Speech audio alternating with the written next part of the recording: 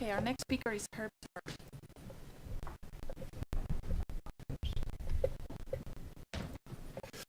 Good morning, everybody. Like the last speaker, I've changed the title too, and the slides. It was going to be this title, How to Build Reliable Predictive Models, but Phil sent out an email 4 days ago emphasizing what the workshop was about, which was about how can we build a community. So the new talk is building sustainable, vibrant communities. Okay, it's a little bit festive. Okay, so I've been involved in either building communities or I have been on the peripheral of communities for quite some time, for about 12 years. And two successful communities I've been very closely involved with is the SBML, the System Biology Market Language Community, which we started in 2000, not far from here, in fact. And then more recently, I started the Synthetic Biology Open Language Community. Both of these have been pretty successful. I was on the peripheral of a number of other ones, about 3 others. They weren't so successful, so I can point out the differences between what was done with those and what was done with these. I think there's some lessons to be learned. Whether people follow those is another matter. So let me tell you I'm going to focus on the Synthetic Biology Open Language Community. The mechanisms that I use to set this up is basically almost the same as the SBML one. The SBML one was like there's a bunch of us, about 3 or 4 of us who started it. We didn't know what we were doing, but whatever we did, it seemed to work. So I followed the same pattern for the Synthetic Biology Open Language. So where are we with this? I'll show you where we are, and then I'll show you how we got there. So it was formed 4 years ago. We got an initial grant from Microsoft, about $100,000, to kickstart this community. Microsoft at that time had a synthetic biology initiative. And we basically used the money to fund workshops. And so that was 4 years ago. We now have 65 active participants in the community, across the world, in fact, mainly in the US, Canada, and the UK. We have a website, of course. We have a very active mailing list. In fact, difficult to keep up with it, actually. Of course, we have a Twitter feed for the workshops so that people can report out on the Twitter feed what's going on. It's an international community now. We have significant industry buy-in, which is the big surprise for me this time. And the other thing we do, we have 2 workshops per year, right? 2. I think 2 is the minimum. I don't think you can get away with 1 workshop per year, and I'll come back to the reasoning for that in a minute. The other thing we have active working groups. So one of the issues with synthetic biology, it's a very open-ended discipline. It's at its early stages in development. Who knows where it'll be in 20 years. So there's no way that one person is going to develop standards in synthetic biology on their own. And so the operations of the community is distributed. We distribute it into what's called the core, which I haven't listed here. There's the core. And then there's these other, currently these are the active workshop, post-context, assembly, modeling, performance, and visualization. I should step back one little bit to tell you why on earth we're doing this. It's a bit like this conference, right? Why on earth we're doing this? Why did we do this, right? Well, the reason was very simple. If you go to any publication in synthetic biology, you'll find that it's very difficult to recreate the design they publish. Right? It's the same in the modeling community. If you go to any computational publication which has a model, you'll find it almost impossible to recreate that model. And that was one reason why SBML was created, and the reason why we created the Synthetic Biology Open Language was to allow people to drop a file in with the publication that would allow somebody to recreate the design. Right? Synthetic biology is an engineering discipline, and one of the hallmarks of engineering is that I can build something that somebody describes. Right? So that was the reason. That was the immediate reason for having this initiative.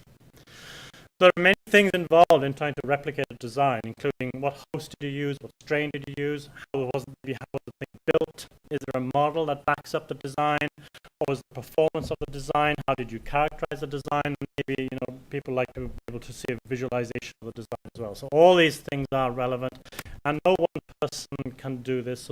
So the effort has been broken up into these working groups. And the working groups are about 5 or 6 people big. Okay, and what do we actually produce as a community? Right? So one thing we produce are specification documents.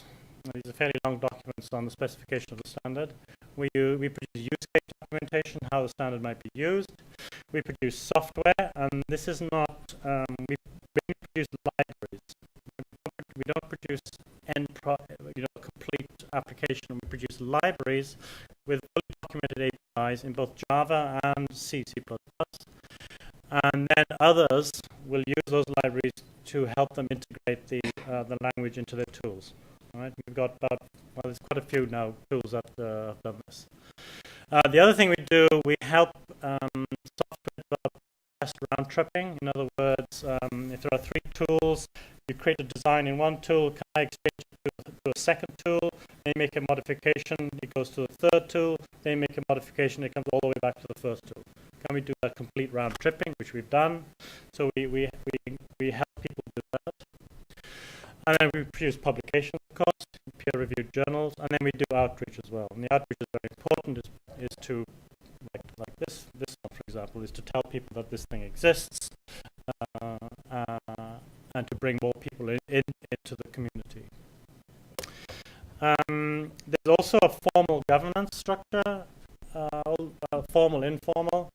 There's the chair, which is yours truly. There's an editorial board.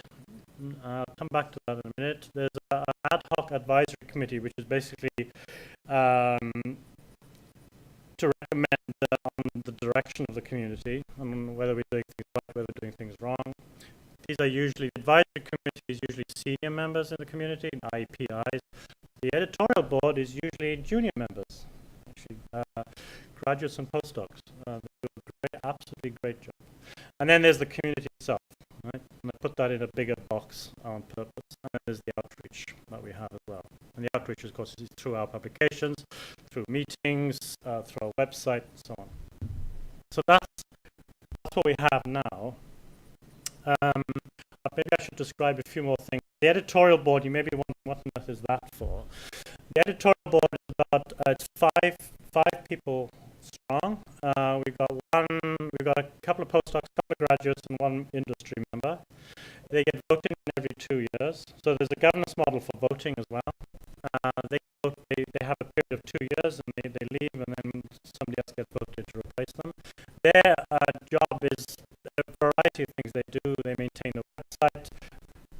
They organize the agendas for the conferences and things like that. And they're an extremely important group of people. So what lessons did we learn then from this? Because how did we get to this point? And the same goes for the SPML community. The first workshop, we don't invite PIs. Or we invite a few, maybe 3 or 4. We mainly invite postdocs and graduates because they're the ones who are going to do the work. They're the ones who become the evangelists. They're the ones who go back and say, hey, look, this is a great community. And they feel a sense of ownership and leadership. They've got something to get up in the morning for. And they form the backbone of the community. Right? So we build a sense of ownership and responsibility. There's a great sense of responsibility in these communities. People really make the effort to help. We have 2 meetings a year. Those are critical, face to face, so that people get to know each other, get to trust each other, and so on. And they can argue with each other, very loudly without getting upset. Meetings are discussion forums. They're not places where participants talk. Right? Most workshops you're familiar with, probably, PI gets up, does his thing, sits down, talk, a couple of questions, next one, and so on. Not like that at all. There is an agenda. There's a structure to the discussions, but it's a discussion forum. All participants contribute.